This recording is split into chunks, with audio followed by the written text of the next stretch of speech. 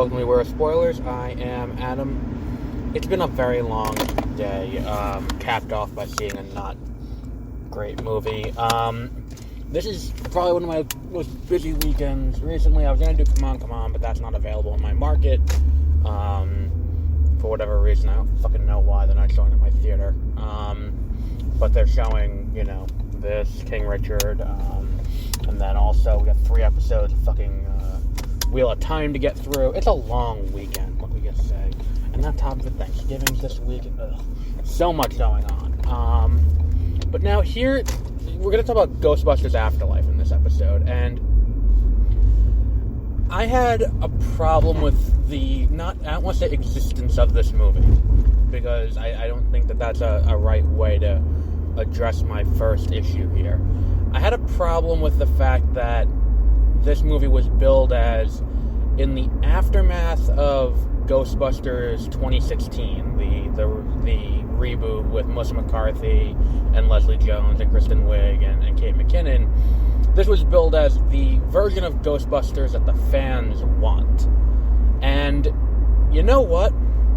Part of me kind of hopes that that's true, because if this is what the fans want, and after all that bitching about what happened there, they get what they deserve. Because this movie is a pile of hot garbage, and if all you want out of a movie is for someone to sit there and be like, oh, I remember that, oh, that was in the first one, I saw that already, then congratulations, you've gotten that. You got a $200 million version of the movie you saw 30, 40 years ago at this point. Like, congratulations, mission accomplished. You have set out, you have done what you set out to do, good job for everyone involved. And it's like, here's the thing, it's like, the movie up until like halfway through isn't terrible. There are a lot of like weird logical inconsistencies that happen throughout this movie. Like that, like, okay, so it's kind of like they couldn't figure out how to get characters to interact. Characters who need to interact, they didn't come up with a way to have them meet. So they went and fixed that after, but they didn't fix up until that point. Like, it's supposed to be the summer, so it's like, okay, well, we've established that Phoebe is very smart. So, that's cool. Okay, now it is now summer, and we need a way to introduce Paul Rudd. So, we are now, so now they're going to school. And it's like, wait a minute, I thought it was summer. So they hand wave it with, oh, it's summer school. It's okay, they're going to summer school. But it's like, okay, but Phoebe is smart. Why is Phoebe, like, what is Phoebe going to summer school for? What happened there? Like, it doesn't, like, that's the least of it. But it's little hiccups in the script like that show me that there was no real care put into making sure that there was a cohesive story underneath. It's kind of like you wrote a bunch of moments that are cool and things like that are going to be good for the people who go back and watch Ghostbusters every year religiously and are like, oh my god, I've seen this movie so many times, but I'll watch it again and it's great. And it's like, alright, those people are going to be happy with these things, but at the end of the day, it's like, it's a literal Deus Ex Machina how it finishes, but we're okay with it because it's all the people we already know. And it's like, I'm going to spoil the ending, because, they kind of give it away in the fucking TV spot, but, like, the 3 surviving Ghostbusters show up in the 3rd act to save the day, and it's like, yeah, but we've been following these kids the entire time, and, like, yeah, they're annoying, they're grating, they're not entertaining. Like, I think that was one of the things that got stripped out of this movie entirely was the comedy aspect of it. And it's like, great, so we all these kids did all this work, and then the Ghostbusters show up at the end, and it's like, okay, we did it, you're welcome. Like, yeah, that's not what I want out of a movie. Like, if you're going to show me a movie about these kids who find Ghostbuster equipment and then, have to tackle an issue, that's an interesting enough story as it is. You don't need to also go, and then that's all cool, they did their part, and now here come the old guys who you saw the first time do the same thing they did the first time, and it's like, who gives a flying fuck? Like, I'm sorry, but like,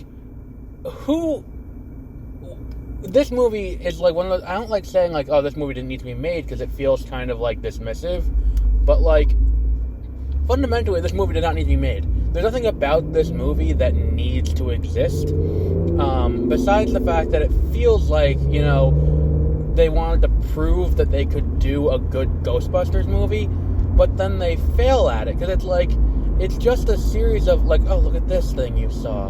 Oh, look, here's Dan Aykroyd. Oh, look, here's someone saying, who are you going to call? Oh, look, here's a proton pack. Oh, look, here, like, I don't give a fuck. And that's the thing, it's like, I think I'm a good audience for this as kind of a neutral third party, where it's like, I've seen Ghostbusters maybe twice in my life,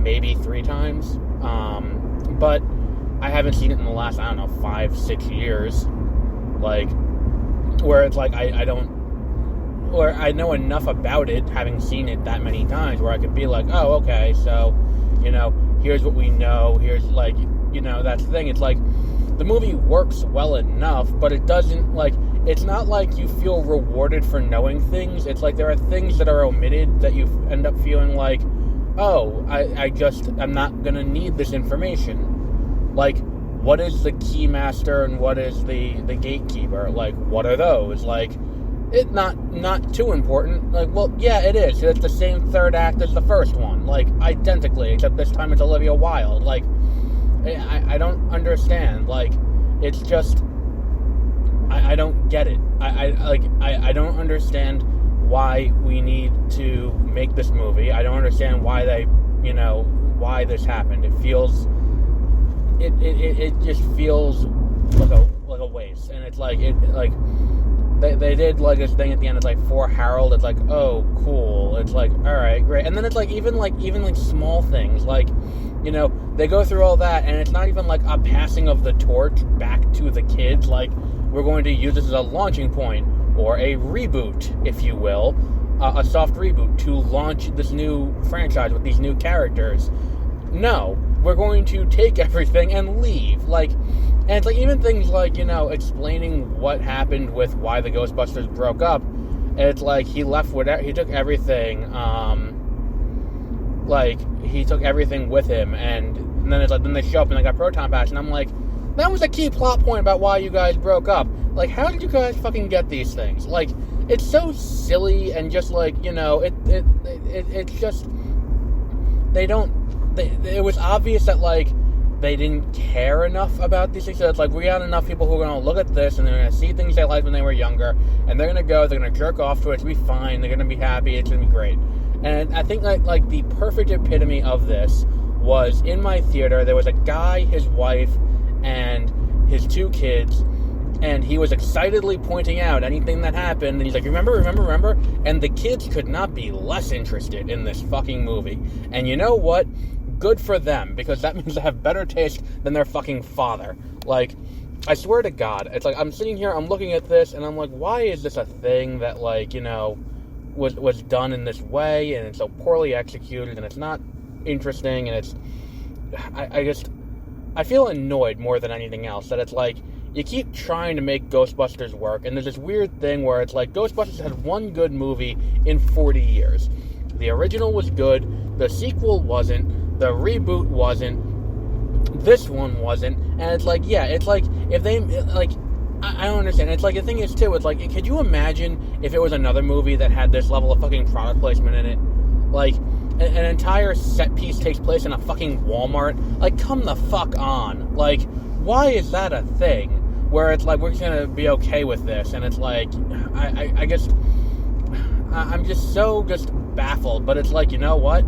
It's like, the little girl didn't do it, the men had to come in and do it, and it's like, even when it got to the end, where it's like, the moment where the girl could have taken the mantle, and Phoebe, her name was, like, the moment where she could have taken up the mantle, had really come into her own, and, like, had some development, and became a character, like, there's a moment in this that totally epitomizes what the problem with this movie is, and it's the shot where, Phoebe gets back up, and in the third act, and she's firing at and she's also firing at Gozer, and they're, with, everyone else, and rather than focusing on her alongside the other 3, it's about, it's about pointing out, that, don't worry, like, Harold Ramis's ghost is with her. Like, shut the fuck up. Like, I don't understand. I genuinely don't. Like, I'm sorry. I just don't.